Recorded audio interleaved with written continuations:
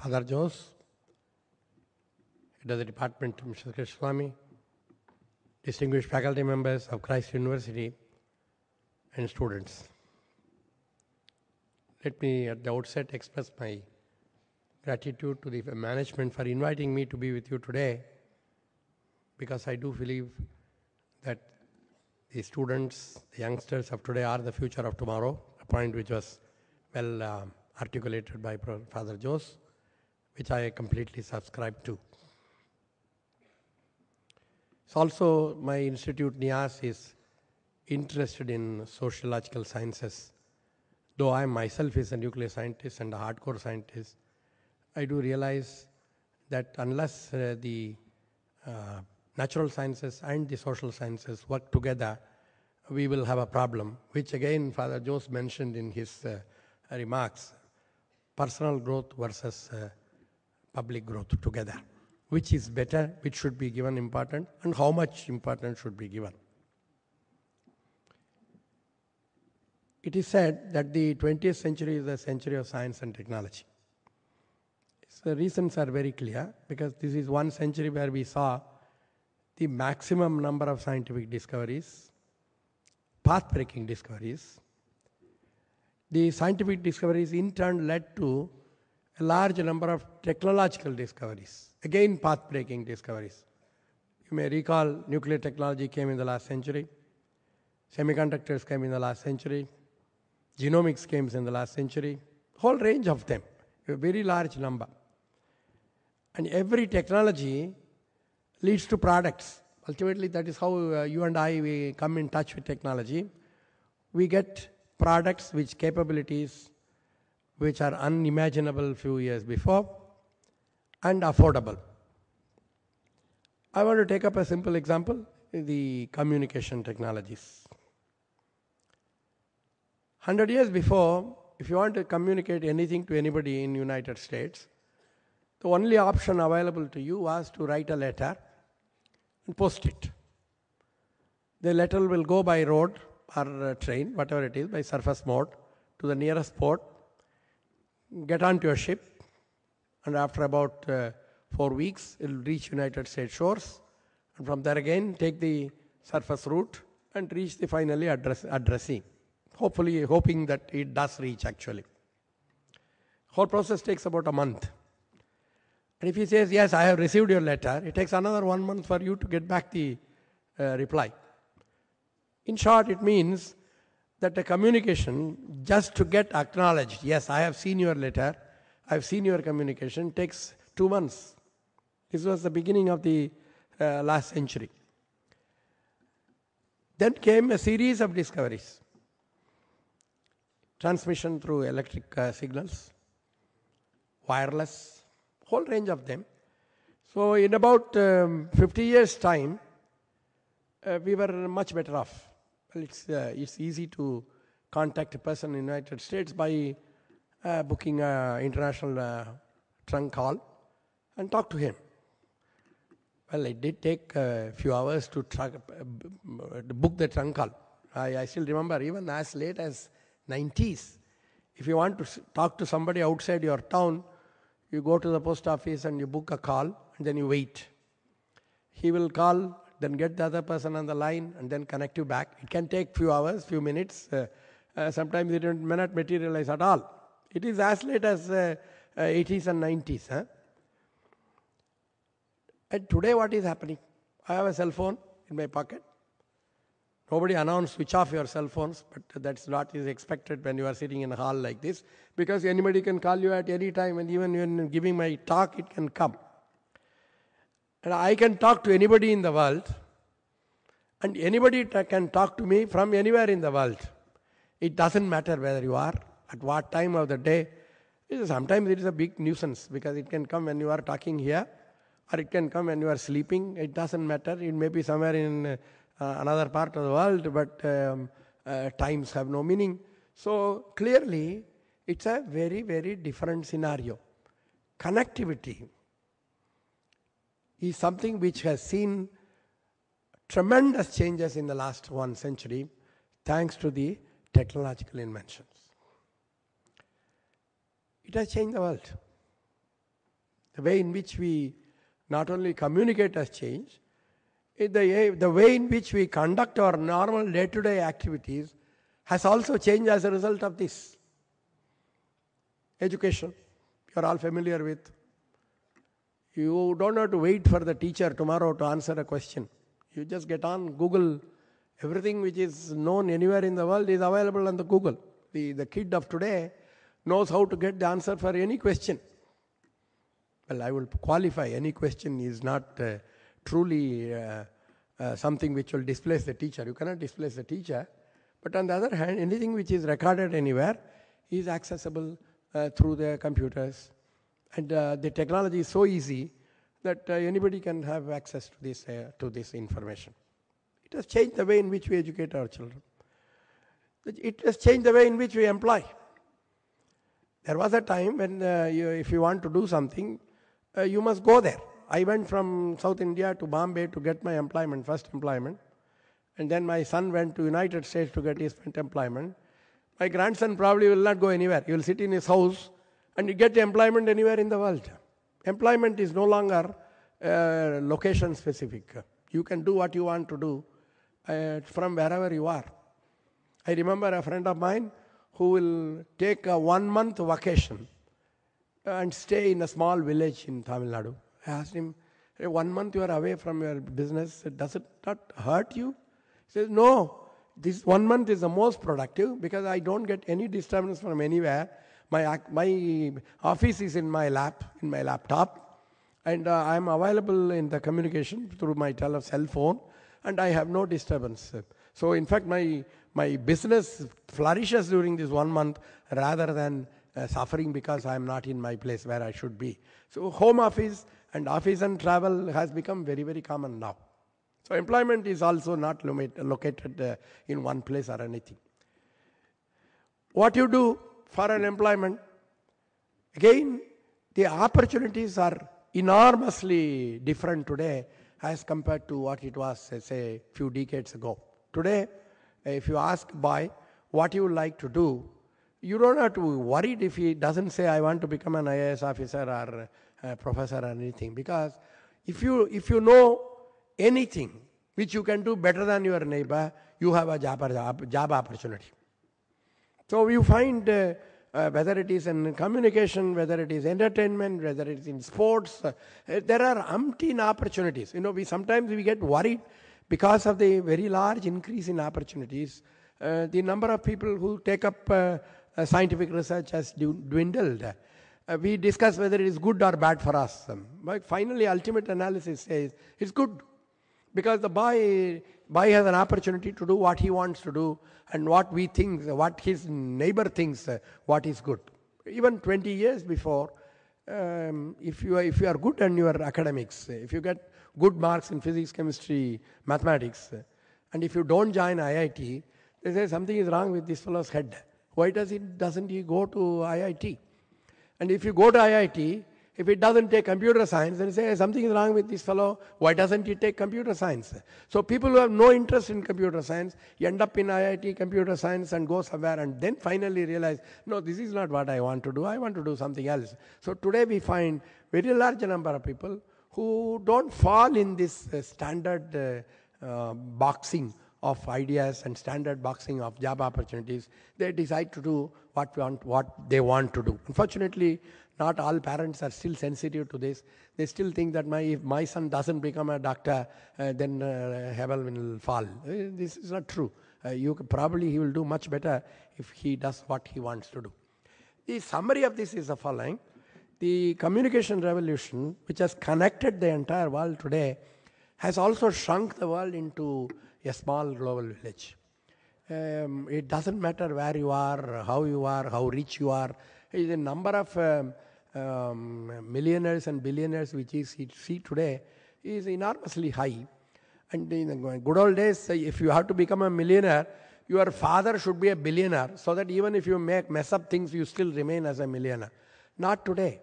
You can become a millionaire or a billionaire purely on your own capabilities. So the new icons of today are no longer the big families, but people like Ramamurthy who have started from somewhere and moved up the ladder, and today respected as a major entrepreneur who has succeeded in an emerging area of technology. So clearly things have changed. For the youngsters, it's a very, very different future which is in store.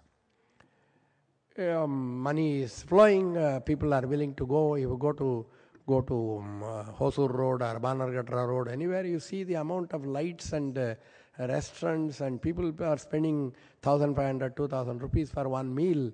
So clearly there is a lot of economic growth associated with these new opportunities.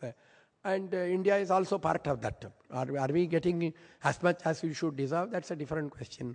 But the fact remains that there is an economic growth associated with the induction of technology and technology-led growth patterns. This is all milk and honey. Yes, it's very nice to hear this, very nice to see it. But there is another side of the story. The other side of the story is the growth which we see is not uniform. It's not uniform across the population. It's not uniform across the countries in the world, and can lead to problems. We are already seeing problems arising from inequality in growth. Not equal opportunity for everyone, not equal opportunities for everyone to share the wealth generated, and not equal opportunity for everyone to say what they want to say. So we have problems of Somalia crumbling on one side. We have problems of terrorism growing in somewhere.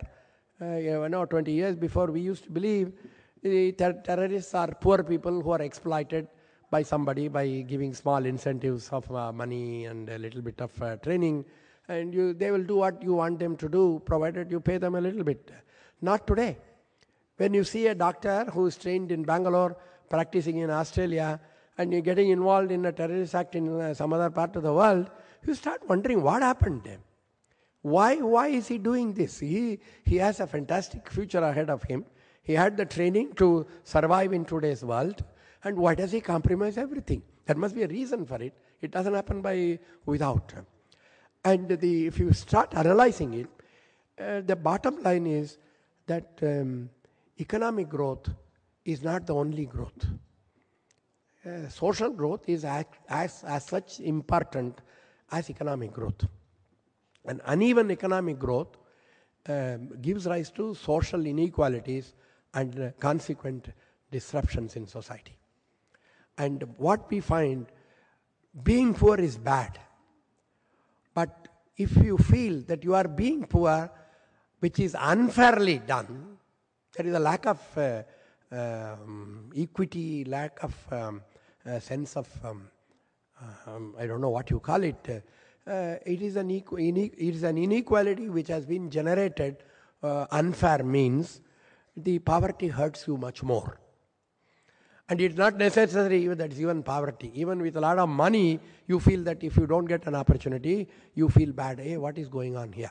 So sociological growth is as important as economic growth. Now this message is something which is slowly sinking in today. Father Jose referred to individual growth, individual excellence versus collective good. Now what is this? On one side, individual growth is something which we all understand. He has a capacity.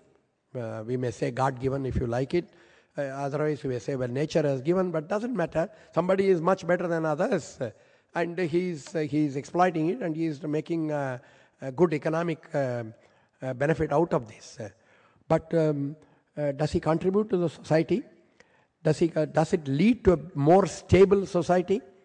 And how does one ensure that this leads to a personal capability, leads to a better quality of public good, is something which is not very clear at all. In today's world, the biggest problem which one sees is public good versus private good. Now you see much of today's problems in the Western world, the economic slowdown, the bubble burst, or whatever you call, in the ultimate analysis, you find that there has been a slightly more emphasis on personal growth, personal gain, and not in public gain. So you find a very senior executive in a very, very well flourishing company does something which is unethical so that he will get a short-term benefit, he individually, or sometimes the other shareholders also share that benefit, but short-term, doesn't worry about the social disruptions which can lead to. And that is one which has led to much of the problems of today. You see here in our own environment, many discussions. Should Sankey Road be widened? All right. Now, how do you decide? If Sankey Road is not widened, I spend 20 minutes more every day to commute. 20 minutes more every day means in my lifetime, I have lost 1 year of my life, sitting in the car and inhaling the fumes. On the other hand, if you want to widen the road, you have to cut the trees. You have no alternative. Now, one may argue if you cut the trees, nature's gift is gone. One might argue, well, okay, if you cut a tree, plant 10 trees, where nature's thing is not gone. Nature never told you the tree has to be only here and not 10 feet away. You can keep on arguing this ad infinitum, but it is very difficult to come to a conclusion, this is the right way and this is not the right way. And what is in discussion is public good versus private good. How do you compromise? And when you go to another discussion like what is happening in Kudangalam, for example, it's in the hot topic today. Now, what are we talking about? We are talking about is you may have a power shortage, you may not get the benefit of all the economic things, but the future of my children might get jeopardized. The argument is not wrong. But is there something which is absolutely safe? Can someone give a guarantee that nothing will happen for the rest of my progenies, the next 20 or 30 generations? Nobody can give. But how do you balance the two? We have not even learned that. Net result is we have a problem with the nano plant in West Bengal, we have a problem with Kudangalam here, we have a problem in some other steel plant, exclusive economic zone. Wherever there is a conflict among the public, the bottom line is public good versus private good. How do I balance public good versus private good and come to a consensus? You will never get only one opinion. You will not get 100% consensus. No. But you have to have mechanisms by which you will analyze what is good, what is bad, at what price something is coming, and finally, this is the choice we make, a conscious decision. Now, can the technologies alone do it? No. This is a sociological versus technological debate. The technology doesn't know the sociological aspects of it. And the sociologists may not know the technological aspects of it, but they have to learn to sit together. Unfortunately, our educational system, we have created such a system, the technological institutions and sociological institutions are not together at all. You have institutions of excellence in engineering, IITs, IISc, whatever it is, where sociology at best is an excuse. And you have institutions, universities, where you have sociology in a big way, but they have no clue about what's happening in the technology.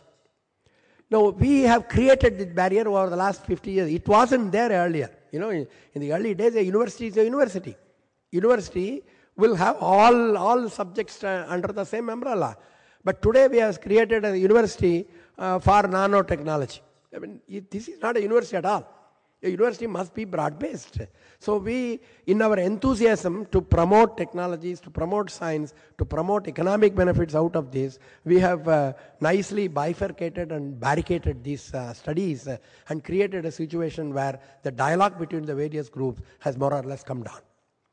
So when I got the invitation from Christ University that why don't you come and address this, normally I don't know how to even talk to a high school student. But I said, this is an opportunity to share my thoughts with this, where a student of today, if he is a technologist, he has to make friends with sociologists and social sciences and understand in totality what he can do. On the other hand, a sociologist student today must make friends with technologists and technology.